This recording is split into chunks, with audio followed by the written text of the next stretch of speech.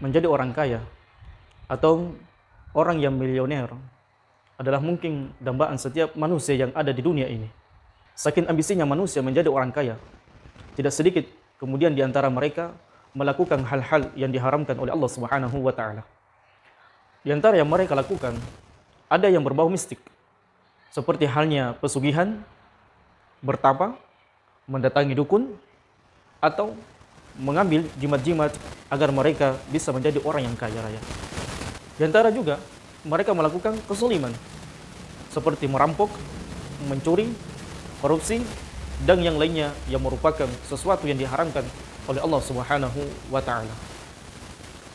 Maka semua bentuk yang kita sebutkan tadi adalah merupakan wujud ambisi dan syahwat manusia untuk menjadi kaya raya secara instan walaupun melanggar aturan-aturan Allah Subhanahu wa taala.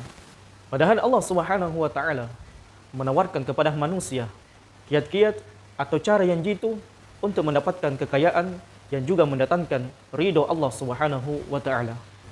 Adapun cara jitu atau kiat-kiat menjadi kaya dan mendatangkan ridho Allah Subhanahu wa taala adalah sebagai berikut. Yang pertama adalah meningkatkan kualitas takwa kita kepada Allah Subhanahu wa taala.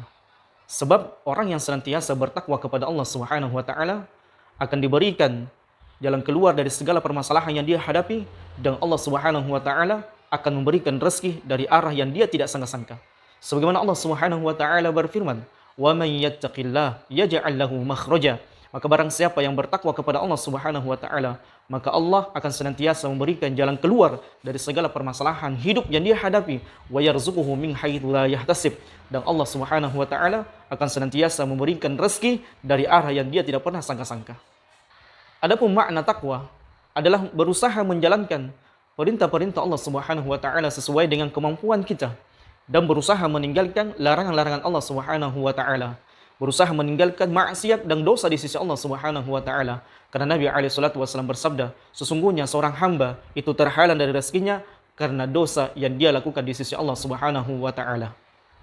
Dan juga betapa banyak dahulunya orang-orang kaya, konglomerat, milioner, kemudian mereka menjadi jatuh miskin disebabkan karena dosa-dosa yang mereka lakukan di sisi Allah Subhanahu wa taala. Kemudian yang kedua, di antara sebab seseorang itu diberikan rezeki oleh Allah Subhanahu wa taala, dilapangkan rezekinya, dijadikan Allah sebagai orang kaya, orang milioner di muka bumi ini adalah karena mereka senantiasa menjaga solat 5 waktu mereka. Mereka senantiasa menambah solat 5 waktu mereka dengan solat-solat sunnah yang lainnya. Sebagaimana Allah Subhanahu wa taala berfirman dalam surah Al-Taha, "Wa'mur ahlaka bis-sholati wastabir 'alaiha." Dan perintahkanlah keluargamu untuk melaksanakan solat dan hendaknya mereka bersabar di atas perintah tersebut. La nas'aluka rizqa. Kata Allah Subhanahu wa taala, kami tidak meminta kepada kalian rezeki. Nahnu narzukuk, akan tetapi kamilah yang memberikan rezeki kepada kalian, wal aqibatu littaqwa, dan akibat yang baik bagi orang yang senantiasa bertakwa di sisi Allah Subhanahu wa taala. Sehingga para ulama menyebutkan bahwasanya di antara sebab seseorang itu dilapangkan rezekinya, diberikan rezekinya, dimudahkan rezekinya karena mereka senantiasa menjaga salat 5 waktu dan mereka senantiasa menambah salat 5 waktu itu dengan salat-salat sunnah yang lainnya. Poin yang ketiga, di mana poin yang ketiga ini mungkin kebanyakan manusia menganggap sepele atau tidak masuk di akal mereka, yaitu memperbanyak istighfar, meminta ampun kepada Allah Subhanahu wa taala dengan kalimat astaghfirullahalazim, atau dalam kalimat yang sempurnanya astaghfirullahalazim alladzi la ilaha illa huwal hayyul qayyum wa atubu ilaik. Di mana Allah Subhanahu wa taala berfirman tentang keutamaan istighfar ini. Kata Allah Subhanahu wa taala, "Faqultu astaghfiru rabbakum innahu kana ghaffara." Dan kami katakan kepada mereka, kepada kaumnya, meminta ampunlah kalian kepada Allah Subhanahu wa taala, sebab Allah Subhanahu wa taala Maha Pengampun. Dan di antara keutamaan orang yang beristighfar, yursilis sama alaikum midarara. Dengan istighfarnya orang-orang beriman, dengan beristighfarnya orang-orang yang bermaksiat dan berdosa kepada Allah Subhanahu wa taala, Allah kemudian menurunkan hujan yang penuh dengan keberkahan. Wa yumdidukum bi amwal, dan dengan istighfarnya seseorang kepada Allah Subhanahu wa taala, minta ampunnya seseorang kepada Allah Subhanahu wa taala, Allah Subhanahu wa taala kemudian melapangkan, meluaskan rezekinya, melapangkan hartanya, membuat orang tersebut menjadi kaya raya. Wa yumdidukum bi amwal wa banin, dan Allah Subhanahu wa taala menganugerahkan kepada mereka orang-orang yang soleh. Dan betapa banyak kisah yang sangat menakjubkan tentang orang yang senantiasa melazimkan, yang senantiasa membasahi lidahnya dengan istighfar, dengan menyebutkan astaghfirullahaladzim, mendapatkan keutamaan. Di antaranya adalah mendapatkan kelapangan rezeki, dijadikan orang yang kaya raya, dan Allah berikan mereka anak-anak yang soleh. Seperti dikisahkan, ada seseorang datang kepada Syekh bin Baz yang mengadukan bahwasanya orang ini, laki-laki ini telah menikah dan sampai sekarang belum dianugerahi seorang anak pun, padahal pernikahan mereka sudah berpuluh-puluhan tahun atau sudah lama sekali mereka menikah. Akhirnya Syekh bin Baz mengatakan dan memerintahkan kepada orang tersebut agar memperbanyak istighfar kepada Allah Subhanahu wa taala. Singkat cerita, zaman rahmatullah, apa yang terjadi tahun berikutnya ketika orang ini mendapatkan Syekh bin Baz, kemudian orang ini mengatakan, "Ya Syekh, sesungguhnya alhamdulillah setelah mendapatkan anak berkat nasihat istighfar ini yang senantiasa saya lazimkan kepada diri saya dan istri saya, akhirnya saya mendapatkan keturunan dengan memperbanyak istighfar kepada Allah Subhanahu wa taala." Poin yang keempat, di antara sebab seseorang mendapatkan rezeki dari Allah Subhanahu wa taala adalah menyambung silaturahmi. Di mana Nabi alaihi salatu wasallam bersabda, "Man ahabba ayyubsita lahu fi rizqi." Siapa yang suka dilapangkan rezekinya, wa yunsa lahu fi adari, dan diberikan keberkahan di dalam umurnya, falyasir rahim, maka hendaknya dia senantiasa menyambung silaturahminya.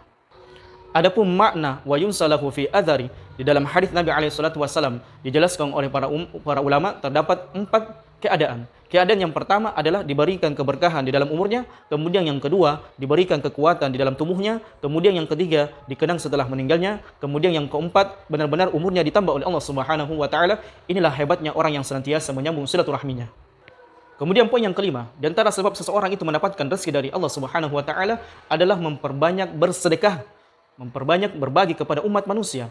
Sebagaimana Allah Subhanahu wa taala berfirman, "Wa ma anfaqtum min syai'in fahuwa yukhlifu."